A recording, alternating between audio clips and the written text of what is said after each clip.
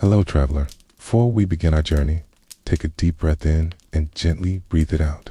Allow your body to soften, like sand shifting beneath your feet. The day is behind you now. There is nowhere else to be, no tasks to do. Just this moment and this gentle story. Feel your shoulders melt down. Feel your hands rest softly at your side. Notice your breath becoming slower and easier. You are safe. You are still, and you are ready to drift. Let the world grow quieter. Let the light dim. Let your imagination begin to glow, like a lantern at dusk in the middle of the desert. Our story tonight sets sail beneath the sand, but across oceans, but under them, beneath miles of golden dunes. In a land where time sleeps, there lies a cavern untouched by wind, rain, or man's desire. They call it the Library of Salt. This library is not marked on any map. No roads lead to its gates. No signs announce its presence. It is older than kingdoms and quieter than silence itself. It waits deep below in the cool, whispering dark. Above it, the desert rolls like waves frozen in time. The sun blazes during the day, but as night falls, a soft wind stirs, and the sky becomes a velvet sea of stars.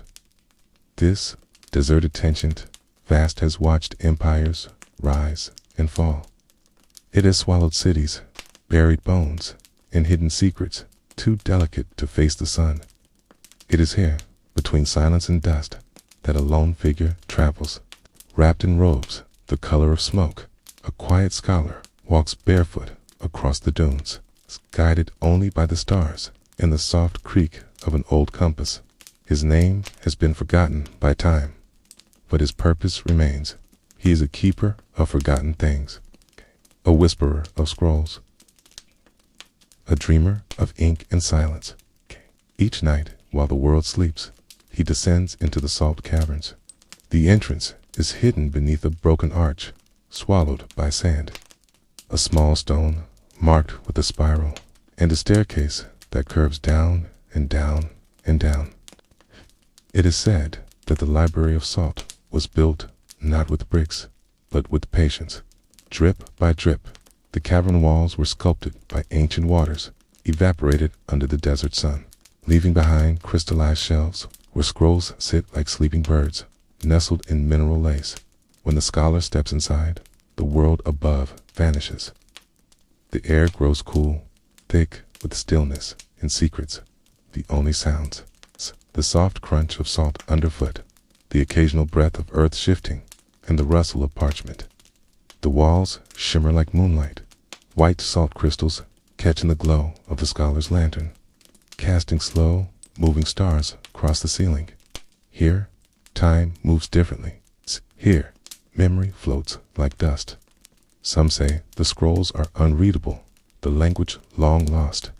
But the scholar believes that stories do not always need words. Some stories are felt. You may find it hard to believe, but real places like this have existed. In Poland, in Austria, in Iran, salt mines hundreds of meters deep have preserved entire chapels, tools, even human remains suspended in salt for centuries. Salt is not just seasoning. It is a guardian. It holds what the world forgets. And in our tale, the Library of Salt holds stories too sacred for sunlight. Tonight, the scholar seeks a particular scroll, one wrapped in rose-colored silk, tied with a thread of gold, so fine it trembles like a whisper. He moves slowly, his fingertips gliding across the salt shelves, searching not by sight, but by the soft pull of instinct. When he finds it, he sits cross-legged on a bed of crystal. The scroll crinkles as he unties it, the air filled with the scent of dust and lavender. It tells of a village that once floated atop a shallow sea, where homes were made of woven reed, and boats drifted like leaves between doors. This village reel once was part of ancient Mesopotamia. The people fished under moonlight, spoke to stars, and sang lullabies to the river. Imagine now, as the scholar reads aloud, his voice low and steady, that you are drifting with him. It's floating on that ancient sea, the lantern light swaying gently with the current. Air. is no hurry, no noise, only the rustle of stories being remembered. You feel your breath soften, your body sink deeper into the blankets. You are safe here. You are still, and the salt holds your dreams gently in its arms. The scholar leans closer, the scroll softly unfurling in his hands, its edges crumbling ever so gently, like dry leaves brushed by wind. He reads, not to understand, but to remember. The scroll tells of people who followed the moon, not in metaphor, but with boats. T believed the moon carved a silver path across the water each night, a path that led to wisdom, to dreams, or perhaps to home. So they waited until the moon was full and rowed slowly in its reflection.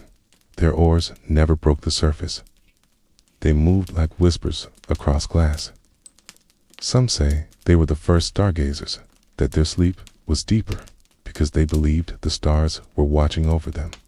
Now, imagine yourself aboard one of those boats made of soft reeds, tied with river thread, gliding through silver black water with nothing but moonlight and mist ahead. The air is cool, carrying the scent of water lilies and woven grass. Your hands rest in your lap. Your eyes begin to close. The only sound, a soft drip from the lantern hanging beside you, casting long, gentle ripples in the dark. You are adrift, not lost, just carried. The scholar closes the scroll with care, but he does not rise. He waits for the salt to speak again. Minutes pass, or maybe hours. Khan does not move in the library of salt. It softens, curves, then vanishes like fog. His eyes settle on a low alcove, barely wider than his hand. There, he sees it, a stone tablet, rough and cracked, but glowing faintly beneath a thin crust of salt. He brushes it gently, revealing symbols carved in spirals, each one filled with crushed lapis lazuli. This was no ordinary tablet. It belonged to a traveler from the lost city of Mari, a Sumerian trade hub that vanished over 4,000 years ago. Mari was a real place, an oasis city between rivers, filled with gardens, water channels, and temples to forgotten gods. And beneath its palaces, archaeologists found over 20,000 clay tablets, each stamped with marks from a reed stylus. They recorded dreams, visions, even letters from kings to their wives. The people of Mari believed writing was a sacred act, a gift from the gods to trap memory in time. And here, in the Library of Salt, one of those memories had returned. The tablet's spiral symbols are not easily read, but the scholar does not need to read them. He listens, 'cause stories, especially old ones, can be heard even when they're silent. He places the tablet beside the lantern and closes his eyes. And just like that, a new tale begins. It is the story of a boy who walked across the desert with a flute carved from bone. He traveled alone, guided by dreams that came with the wind.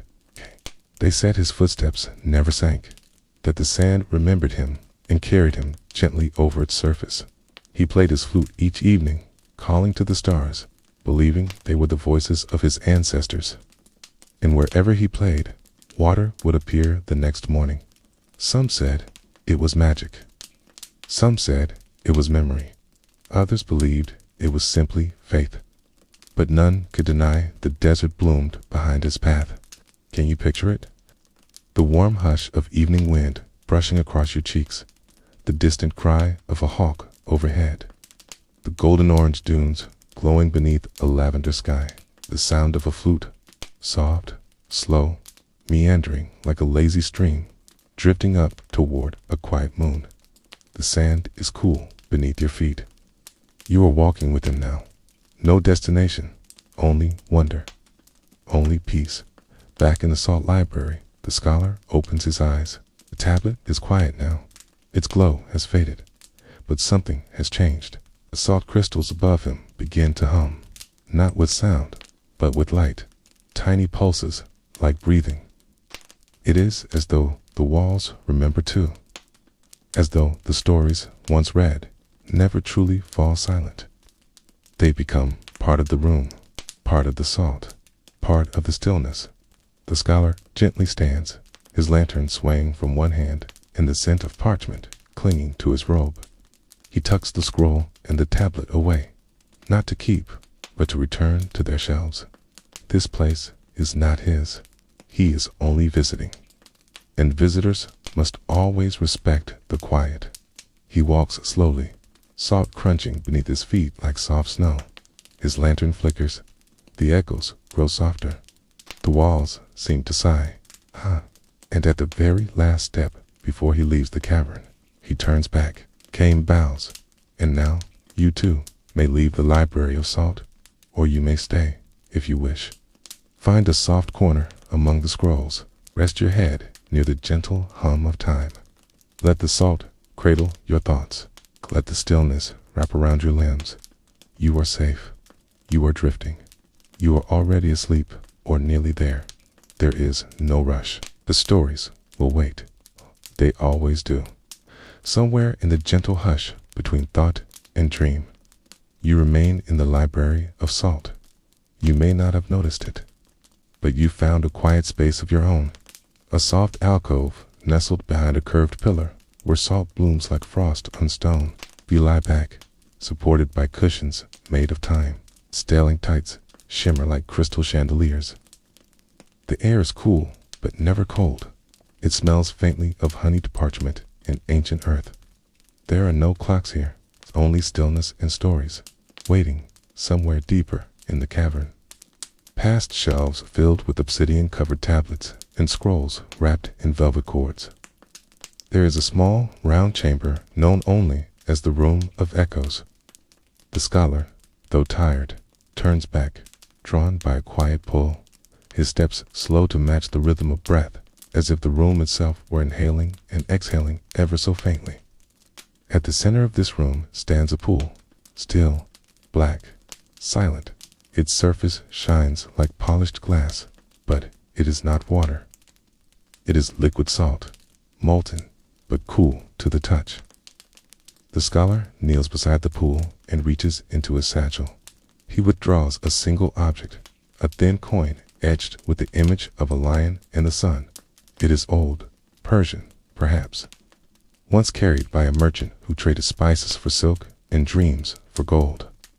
The scholar holds the coin over the pool, then releases it, and it sinks soundlessly. The moment it disappears beneath the surface, the pool begins to glow. A faint pulse, then another, and then a voice. Not a loud voice, not even a full whisper, but the ghost of one. It speaks not in language, but in feeling. A story begins to bloom, not in words, but in images, shaped in your mind as softly as fog curling over stone. You see a marketplace beneath hanging lanterns, carpets draped like waterfalls over sandstone steps, the scent of cinnamon and citrus in the air. There is a girl, barefoot, with a green scarf tied around her wrist like a promise. She dances between the stalls, leaving tiny scrolls behind wherever she steps. They are wishes, written in ink made from pomegranate and crushed coal. Wishes for healing, for safety, for someone to come home. She does not speak. No one knows her name, but by morning, those wishes are always gone, carried away by someone or something. Can you feel it now? It's a hush of dusk as the marketplace winds down. The warm stone beneath your palms, the scent of citrus blossoms, and the soft rustling of fabric in the wind. Your breathing slows. Your thoughts begin to soften. The world fades gently as you wander through this vision. You watch her leave the final scroll at the foot of a marble lion. You wonder what it says. But the salt does not reveal that part. Some stories are meant to stay secret. The glow of the pool dims. The vision melts like mist in morning light. The coin, now dissolved, leaves no trace. The scholar bows to the pool, a simple gesture of thanks. Not because the tale was grand, but because it existed. In the library of salt, every story matters. No tale is too small, no wish too simple, no voice too quiet. The scholar returns the pouch to his satchel, his movements slow, his body heavy with quiet. It is time to leave, but he is not alone. As he turns toward the main hall, he notices something, a glow, faint, golden, and warm. Okay, it pulses gently from between two towering salt pillars. He approaches, not with curiosity, but with reverence. Kay, there, sitting cross-legged on a bed of salt, just like his own years ago, is someone else. A new visitor. Eyes closed, breathing deep. Listening. The library of salt has found another keeper, another dreamer, and perhaps that visitor is you. Perhaps, as you lie here, with your eyes growing heavy, you are becoming part of this place. Maybe the salt has chosen you to listen, to dream, to remember. There is no need to speak. The library understands silence. There is no need to move. The stories will find you. Just breathe, softly, deeply, slowly. You're exactly where you need to be. Now, let your mind soften. Let the scrolls fade gently into darkness. Let the glowing pool dim like a setting star. Let your limbs grow heavy, as if they're being wrapped in velvet and smoke. The scholar is gone now. The wind above has stilled. The caverns sigh, content. You remain, resting, listening. The library of salt watches over you, and you have all the time in the world to sleep. You are resting now, your body gently held by the quiet of this place. The salt beneath you is smooth and cool, like polished stone, carved by time. No need to think, no need to move. You've found your rhythm. Soft breaths in and softer breaths out. Let the hush of the caverns fill your ears, like wind passing through hollow reeds. Let it guide you even deeper. Somewhere near your resting place, on a lower shelf, barely touched by light, a scroll has begun to hum. Not loudly, but with the faintest vibration, like a heartbeat forgotten for centuries. This scroll has waited longer than any other. Its wrapping is brittle, held together with a single vine turned white with age. No one has dared to open it, but tonight you are here, Kay, and perhaps it's time. The scroll unwinds slowly, not by hand, but by intention. And inside, a new tale begins. It is the story of a queen whose kingdom was built on volcanic stone. She ruled not with gold, but with warmth, with food, and with fire. Her people lived in caves carved from ash, baths filled with steam, walls that held the heat of the earth. This was no myth. For in Iceland, in Turkey, in the lands of fire and ice, people built homes from lava rock to shield them from the biting cold. The ash-born queen used no soldiers, only warmth. And in doing so, her people never left her. Imagine walking through her city at dusk, low orange light flickering from every doorway, steam rising like silk from stone chimneys, the scent of rye bread and sweet smoke in the air. Children sit wrapped in fur, listening to elders tell stories by the fire. There are no walls, no locks, only warmth and welcome. And you are there. Your hands are warm.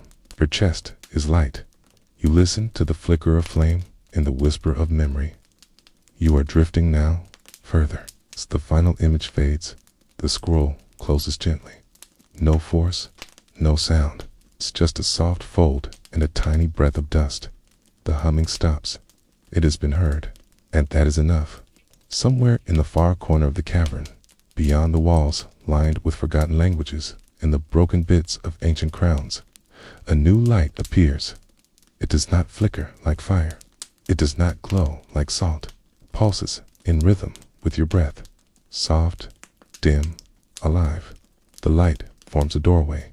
No hinges, no frame, just a shape of light, and behind it, another room. A room no one has entered for 1,000 years. You rise, not with effort, but with stillness, as if floating. Your steps make no sound.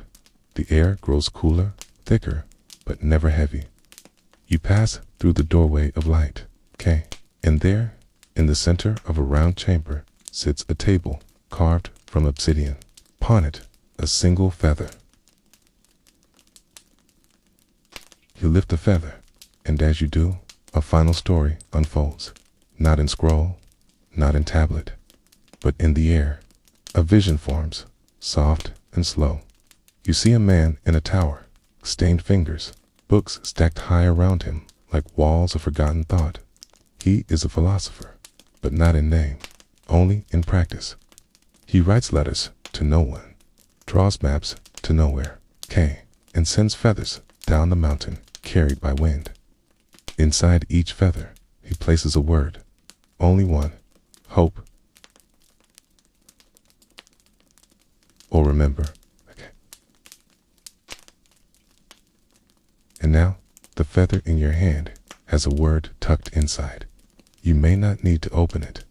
You may already know what it says, but if you do, gently imagine the word appearing, softly written across your mind, like ink soaking into cloth. What is your word? Is it rest, home, enough? Let it speak, let it stay. Let it settle in your heart like a leaf floating in water.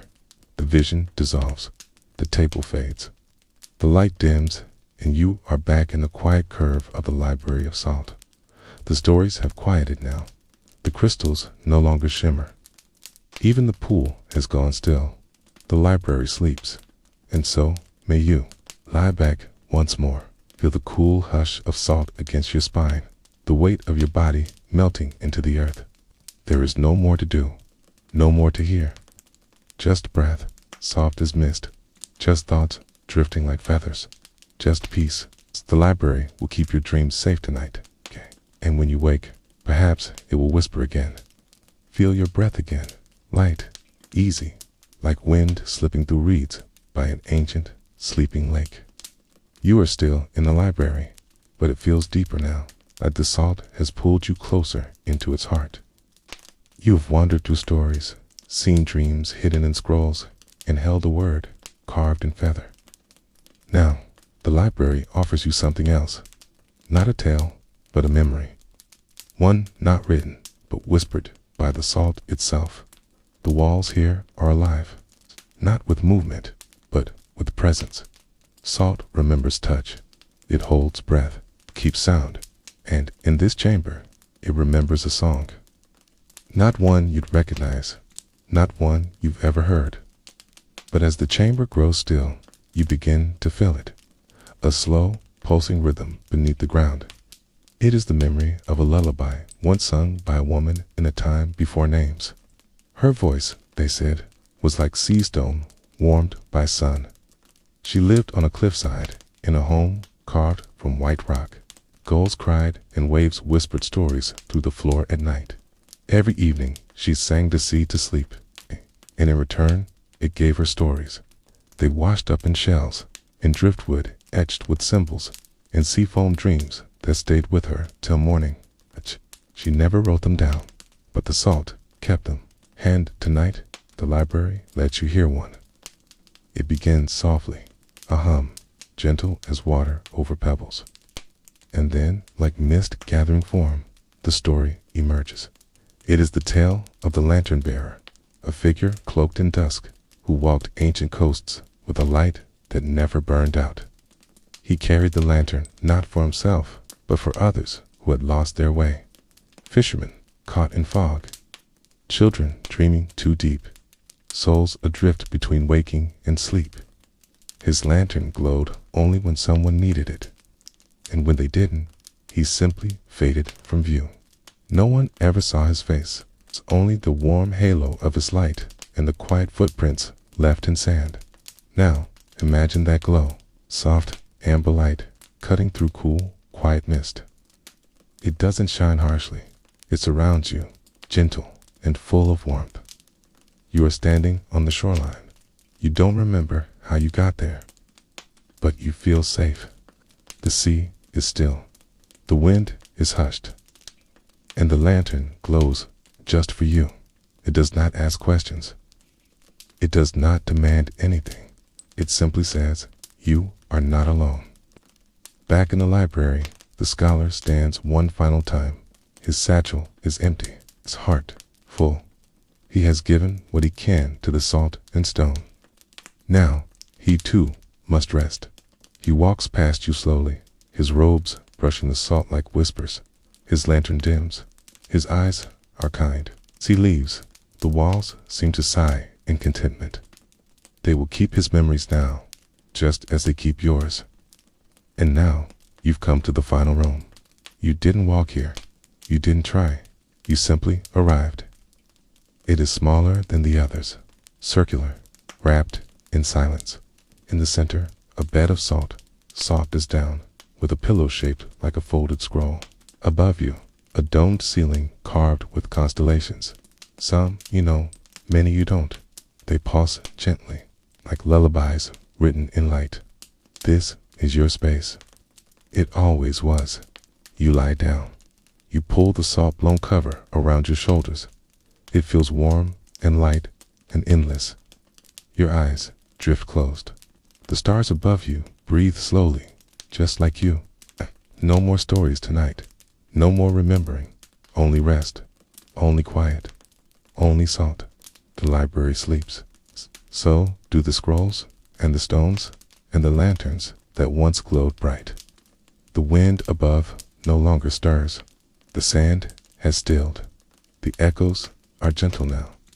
And in this perfect stillness, you are safe. You are held. You are home. Good night, traveler. Sleep deeply and dream. The stars above you blink slowly, as if drowsy themselves, wrapped in their salt-etched sky. They've watched you settle in, watched your breaths grow longer, softer, spaced like waves lapping against stone. You were warm. You were sinking, not downward, but inward, into the velvet hush of your inner world. Let the weight of the day dissolve, like the sound of memory fade. You are not gone. You are not lost. You are simply elsewhere now, where the stories hum like the ocean in a seashell. Though your eyes may be closed, another door has just opened, quietly, somewhere beyond the chamber of stars. The chamber of forgotten names. It is not made of salt, but of wind, of soft parchment, of the hush of rain on a distant rooftop. Inside, shelves stretch toward the ceiling, but there are no scrolls, only names. Etched in the air, hovering like misty fireflies. These are names whispered once and never again. A baker who sang to rising dough. A monk who tended to bees.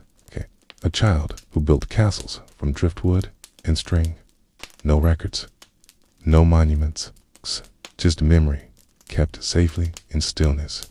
As you walk softly through the chamber, you find a name waiting for you. It doesn't speak aloud. It doesn't shine. It simply floats there, delicate and quiet, surrounded by a faint golden glow. You recognize it, not because you've said it before, but because it feels like home. Perhaps it's a name you wore long ago in a story no longer told. Or perhaps it is the name you give your dreams. You nod, and the name gently disappears, not erased, but returned. The chamber is content, and so are you. Just outside the chamber, past a low corridor of wind-worn salt, rests a single stone. Round, pale, smooth as moonlight. It's not from this desert. It came from a place where rivers still sing, and the trees remember laughter. They say if you place your hand on it, you'll hear the softest whisper. Not of words, but of comfort. A hum. A vibration, like your favorite lullaby, remembered too late at night. You kneel beside it. You press your palm against its cool surface. And suddenly, you feel it. A breath. A warmth. A heartbeat. Not your own, but familiar. The whisper says, you are loved. You have always been loved. And the salt listens, holding that truth gently like a secret between stars. Let that feeling wrap around you now, like a shawl of silk, woven from dusk and kindness. Let your mind wander without direction, without aim. You don't need to return. You don't need to wake. You are safe here. No questions follow you. No clocks chase you. Only this moment. Only this breath. Only the library and its hush. At the farthest reach of the library, where the salt turns silver and light hums from the very stone, there lies the cradle of the ancients. No one knows who placed it there or how long it has waited. It is not a bed, but a hollow of warmth, as if the earth itself reached up to hold you like a child. The salt here is soft and warm. The air smells faintly of cedar and milk, and the silence, it is so full you could weep. This is where the oldest dreams rest. Dreams from before language, before cities, before even memory itself. And now it welcomes yours. Curl into the cradle. Feel your spine soften. Feel your heartbeat slow. Feel time melt away like frost in morning light. You do not need to follow the story anymore. You do not need to listen. You may simply drift. You may simply be. Everything that was has been heard. Everything you are has been seen. The lanterns have gone out. The scrolls have curled shut. The pool has turned to glass once more. Even the salt sighs now. Its story settled. Its echoes at peace. And you are part of it all. You are not just a visitor. You are not just a dreamer. You are one of the library stories now, wrapped in silence, cradled in memory, loved without end. Sleep deeply, traveler. The library will be here whenever you return. You may not have noticed, but the air around you has changed. It carries something now, the faint shimmer of dreams rising like mist from the far corners of your mind. Not loud dreams, not wild, but quiet ones, gentle, slow, folded in the rhythm of your breath. Here in the cradle of the ancients, you no longer listen to the story, you drift inside it. Salt is not just mineral, it is memory. It is thought, crystallized, emotion, preserved. A dream made still, and when you sleep in salt, your dreams take shape. Not as clouds, not as colors, but as places and beings, in soft, flickering echoes of lives you've never lived, but somehow remember. Tonight, the salt dreams with you. And this is what it shows. You see a vast, white desert, winds sweeping gently over a sea of whispering dunes, and in the sky above, a shadow circles. Large, weightless, ancient, it is a pale griffin, wings like cracked marble, eyes the color of moonstone. Griffins were once believed to guard gold in Scythian mountains, but this one guards silence. He drifts over quiet lands and perches only on towers built from forgotten promises. No one has seen him for 1,000 years, till now, because he's landed beside you. He looks at you, but not with eyes, with understanding, and slowly he kneels. You climb onto his back. No saddle, no reins, only trust. His wings open, not with thunder, but with reverence. And in a single beat, you rise. The library fades below, becoming a maze of glinting white veins spiraling out beneath the sand. You are flying, but not fast, not far, just above time, just below stars. The wind is warm. The clouds part gently. The pale griffin breathes peace into every fold of the sky. Long ago, it is said, the pale griffin was born not from an egg, but from a poem. One whispered in the final breath of a desert philosopher who had no students, but many watchers.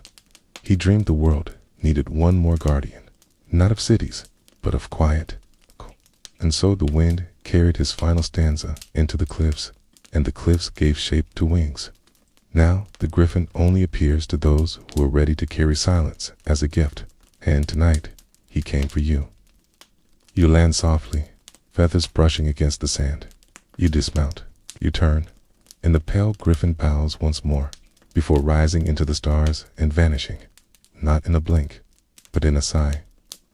You do not feel sadness, it's only a still glow in your chest, as if his flight left warmth behind. You look down, the sand, you see it, a single feather, wide, ivory white, soft as sleep. You pick it up, okay? You return. You are back in the cradle, okay? But everything has changed. The walls pulse gently now, like they're breathing with you. Your dreams have touched the salt, and it remembers. The The stars above have shifted. The air hums, just faintly, as if singing you to sleep once more. There is nothing left to do. No more scrolls, no more stories. Only this moment, only this breath, only this slow, sweet slip into dream. Let go now. Let your thoughts dissolve like salt in rainwater. Let your chest rise and fall with the rhythm of ancient wings. Let the silence press gently against your skin, not heavy, but loving. You are not falling asleep. You are returning to a place where you were always welcome, okay? And the library will hold you until the morning comes. You're still resting in the cradle, pillowed by soft salt, your body wrapped in silence like a cloak. Above you, the domed ceiling glows gently. But now the constellations shift, rearranging themselves in patient spirals. They've noticed your stillness, your readiness. They are preparing a story written not in ink, but in stars. You don't need to reach. You don't need to ask. They begin to tell it because you're here, because you're listening. Among the stars above, one figure begins to shine brighter than the rest. A long cloak of points, a staff curved like a crescent moon, and hands reaching down to trace invisible lines across the earth. This is the ancient constellation of the mapmaker. He does not speak. He does not conquer. He simply watches, traces, preserves. He walks with every traveler, records every forgotten trail, and leaves markers that only appear to those who are lost, but willing to be found. The stars pull your vision higher now. You float gently upward, not in body, but in thought. Quote, you are rising through the library's salt glow ceiling into the soft velvet sky above. The mapmaker walks ahead. His footsteps don't land. They hum. Each step echoes into the stars, and with each echo, a trail lights up. Ancient roads, caravan paths, long buried, dusty bridges across mountains that no longer stand. He shows you that every step ever taken leaves a glow in the dark, even if no one sees it, especially if no one sees it. Now, picture yourself walking beside him, not fast, not far, just wandering, a soft path beneath your bare feet, woven from moonlight and memory. You pass salt meadows that bloom only at night, with petals made from folded parchment and stems dipped in ink. You pass towers that hum lullabies to forgotten ships, and you pass fields where sleeping giants rest beneath stone, their breath slow like tides in a hidden sea. The mapmaker shows you each one, then lets you forget so you can sleep without weight. Okay. At the edge of this dreamscape, he turns to you, not with eyes, but with presence. He holds out his hand. Okay. In it, a small map drawn on silk. There's no legend, no border, no compass. Only one winding path, glowing softly. It leads nowhere, and yet, everywhere, you reach out. You touch it, and as you do, the stars begin to fold around you, like paper cranes, like sleeping thoughts. The mapmaker has given you a gift, a way through the dark that belongs to no one but you. You descend again, drifting slowly back into the cradle, map still folded quietly inside your chest. The stars dim, the dome quiets. In the salt size, everything in the library is calm, still, weightless. Your body grows heavier with comfort. Your breath softer. You do not need to think. You do not need to dream. You are now part of the map. Hey, gentle line drawn in silver across a night that never ends. Let the hush of ancient footsteps follow you. Let the glow of the sky linger behind your eyes. You are wrapped in the same stillness that carries constellations across centuries. You are not lost. You never were. You read just drifting in perfect quiet beneath the stars of a salt-built library that remembers your name. Sleep, traveler, deeper now, without worry, without end. You are deeper than before. Even the salt around you feels softer now, like silk spun from snow. The stars above no longer pulse. They simply glow in reverence. And somewhere beneath the hush, beneath the stillness, beneath even your breath, there is a sound, not loud, not sharp, just a gentle tremble. It's like wind through hollow reeds or fingers on ancient glass. It calls you, okay, but not with urgency, only curiosity. The library is opening another chamber, okay, and in it, a harp is singing. You descend without walking, no steps, it's just presence. The chamber is round, its walls a prism of salt-veined glass, violet, pearl, and the faintest sea green. In the center floats the harp, not resting, not held. It hovers, slowly turning, its strings made from strands of moonlight and forgotten rain. And playing it with hands both steady and translucent is the alchemist of glass. No one knows where she came from. Some say she was born from a shattered bell. Others say she was once a queen who gave up her name to become a sound. She plays, not with motion, but with memory. And as each note hums into the air, images begin to form. You don't see them with your eyes, you feel them, like stories echoing through bone. A soft, slow melody unfolds. Kate, in its rhythm, a scene blossoms.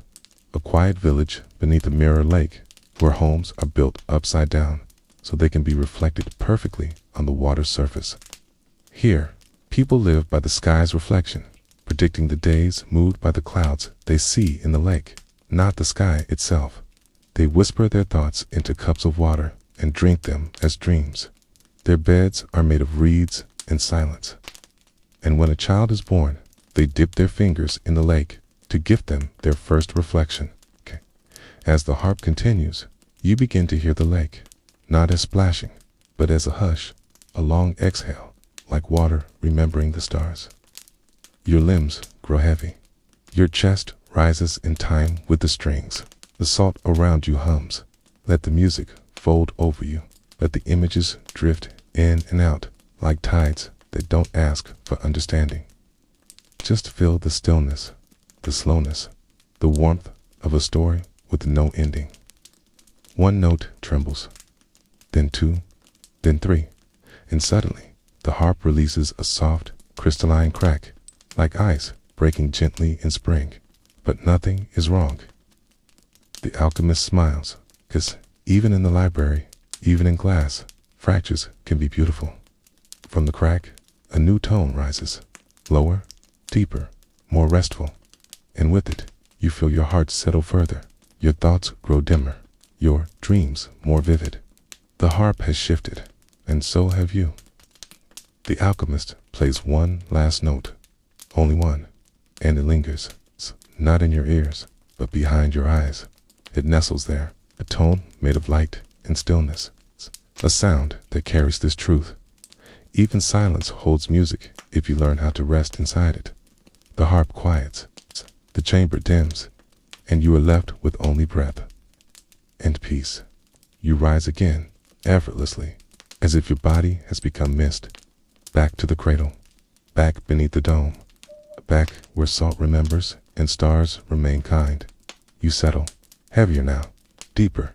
Your breath barely stirs the air. No need to think, no need to dream. The music plays on inside you. The library has sung you into rest. Its songs are no longer stories. They are waves, tides, whispers you'll never need to recall, but always carry. Sleep now, traveler. Sink below the salt, below memory, below sound, where even dreams fall quiet. Where you are, finally, beautifully, asleep. You are weightless, and yet, somehow, the library carries you forward. There are no steps, no doors, no walls, only the sense of being led gently into another room of the salt. It is darker here, quieter still, and faintly you see a light, a single flame, glowing steady and soft in the distance. You arrive in a small hollow where everything seems to pause.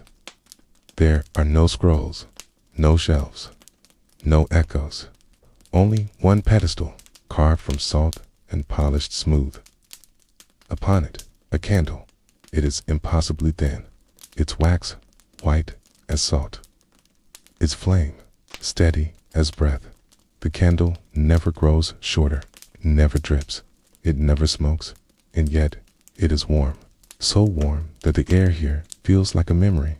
They say this is time's candle. It was placed here not by scholars, nor kings, nor travelers. It was placed by time itself as a promise that all moments, no matter how fleeting, are safe here. Every second that has ever passed flickers in that flame. Every sunrise, every tear, every word whispered in the dark. The flame keeps them, but never burns them. You step closer. You feel the warmth wrap around you. It doesn't rush. It doesn't press. It simply accepts you.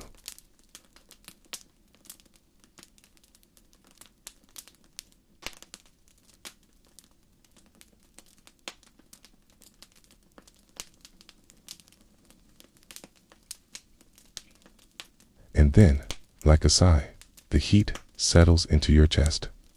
Not burning, not heavy, just steady, just warm. It feels like the knowledge that every moment of your life has been quietly kept safe here in the library. You don't need to hold on to them anymore. They're all here, and you can rest. You step back, the candle still burns, its flame as steady as ever. It will remain long after you sleep.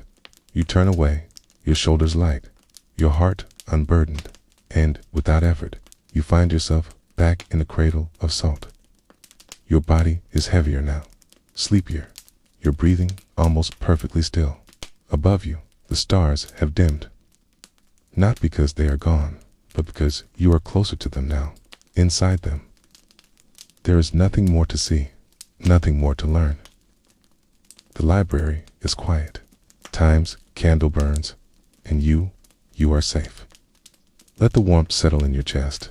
Let the weight fall from your thoughts. Let your eyes close as if they are part of the salt itself. This night belongs to you. This rest belongs to you. And the library of salt belongs to the dream. Good night, traveler. Sleep and be at peace. The air around you shifts, cool but not cold. Quiet but filled with a hum just beyond hearing. It comes from below. You rise, not in body, but in presence, and let the library guide you downward. No steps, no ladders. Only the sense of being gently lowered, like a feather caught in warm air. The hum grows softer, and, at the same time, closer. The chamber is round. Its walls ripple with layers of salt, as if carved by centuries of whispers. At its center, a well, not built of stone, not bound by wood, but formed entirely of salt crystal, smooth and shimmering, spiraling downward into a dark stillness that seems endless. From within comes the hum.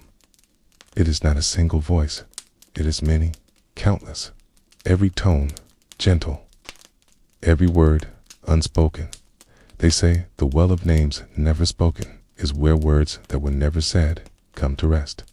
Every confession left unsaid. Every kind greeting never voiced. Every thank you, every I'm sorry, every I love you that lived in the heart, but never reached the air. They are all here, but not in sorrow, not in regret. They hum softly, content, because here they are still known. You step closer. The hum shifts as if recognizing you. It's not asking you to speak. It's not asking you to remember. It is simply showing you that all you have ever carried in silence has always had a home. You lean over the well. The crystals reflect your face in hundreds of tiny shapes, each one softer, each one calmer. From the depths of the well, a faint shimmer rises. It becomes a small sphere of light, white with the faintest blush of gold. It floats toward you like a slow breath in the air. When it reaches you, it pauses. Then, without sound, it settles into your chest, and you feel lighter, as if something you didn't know you were holding has gently been set down. The well has kept it for you, and now you are free to rest. The well quiets. The hum grows softer, returning to its endless, gentle tone. You turn away. Your feet touch no ground. You are simply guided upward again. back toward the star-domed chamber. The cradle of salt is waiting, as it always does. You lie down. Your body sinks deeper than before. Your breath is the softest it has ever been. The hum follows you faintly, not loud enough to disturb, but soft enough to remind you that silence is not empty. It is full. Always, the well of names never spoken will hum for you as you sleep. It will keep every word you never say. It will keep you safe. Your thoughts are gone now. Only images remain. Soft, salt light, faint hums. It's a feeling of being wrapped in endless, gentle safety. The library knows you are here, and in the library you can sleep as long as you wish. Tonight, you will. You are warm now, but a different kind of warmth calls to you. Not the steady heat of time's candle, not the quiet hum of the well, but a soft, glowing light that dances gently as though waiting for someone to follow. You rise from the cradle, not with effort, but with ease. The air feels lighter here, the salt walls faintly brighter, as you are guided through a corridor that seems to shimmer with a faint golden thread. At its end, a door of light, not wood, not stone, just light, and beyond it, the lanterns. The chamber opens wide, a vast expanse with a ceiling that disappears into darkness. Hanging from that unseen height, lanterns, thousands of them, each one different. Some made of glass, others of carved wood, others still of paper thin as breath. They do not sway, they do not burn, they float, each holding a steady, quiet glow. Each lantern, they say, contains a journey. Not all journeys are finished. Some are only beginnings, some are moments frozen in time. They light themselves only when someone dreams of the path they hold. And tonight, as you step forward, one of them glows a little brighter. It waits for you. You walk between the soft rows of light, they cast a glow that doesn't fall on the floor, but on your thoughts. Each one flickers faintly as you pass. But one lantern, a small one, made of glass, veined with silver, glows warmly. You stop. You lift it gently. It feels weightless in your hand, yet heavy with meaning. The lantern's light begins to swirl. It glows brighter, casting soft shapes in the air around you, And slowly, those shapes become a vision. You see a lone traveler on a mountain path at twilight. The air is thin. The rocks are pale. Each step echoes softly into the mist. This traveler carries nothing but a staff and a lantern. It's the same one you hold now. The light shows them a way through fog, not by revealing the path, but by making them unafraid of the dark. The vision deepens. You are there. Your hand is on the staff. The lantern swings gently at your side. The path is quiet. The mist is soft. Every sound is muffled, as though the world has decided to speak only in whispers tonight. You keep walking. There is no rush, no urgency. It's just the steady glow of the lantern and the soft rhythm of your steps. Eventually, the path ends. Not at a summit, not at a village, but at a quiet clearing filled with moss, where a single stone stands engraved with a symbol you do not recognize. You place the lantern on the stone, and as you step back, its glow begins to spread. It lights the moss. It lights the quiet places inside your heart. You realize you no longer need to carry it. Its work is done, and yours is too. You blink, the clearing fades, and you are back in the chamber of endless lanterns. The one you carried is now floating high above, glowing gently among the thousands. It is still yours.